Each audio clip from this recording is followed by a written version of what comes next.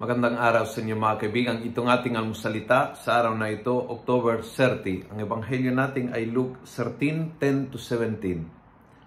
Jesus was teaching in a synagogue on the Sabbath, and a crippled woman was there.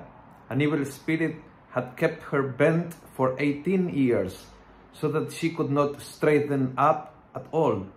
On seeing her, Jesus called her and said, "Woman, you are freed from your infirmity." Subukan mong pumikit ngayon at makinig sa loob-looban, sa pinakaibuturan ng puso mo ang salita ni Jesus. You are freed from your infirmity. Feeling ko kasi minsan, mas naniniwala tayo na tayo ay may sakit. Physical, mental, emotional, spiritual. Feeling natin, mas kapit tayo sa sakit kaysa manggagamot. Mas kapit tayo sa kalagayan nating sira, broken, mabigat, madilim, kaysa Panginoon na nagbibigay sa atin ng kalayaan. At dahil doon, maraming beses hindi tayo gumagaling dahil kapit tayo sa ating karamdaman. Feel na tayo ay may sakit. Feel ang sakit mo, and therefore you don't trust 100% ang healer na nagsasabi sa iyo, malaya ka na mula sa iyong karamdaman.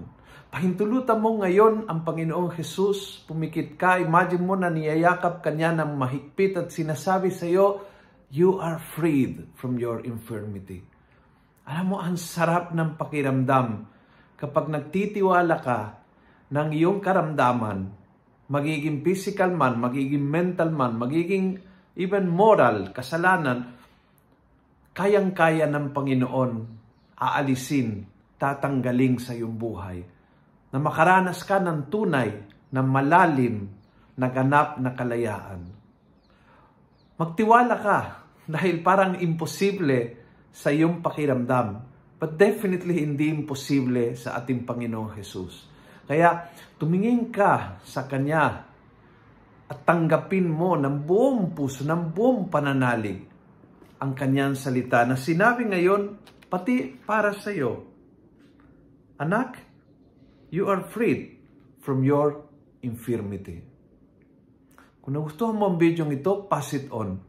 Punuin natin ng good news ang social media. Gawin natin viral araw-araw ang salita ng Diyos. And God bless.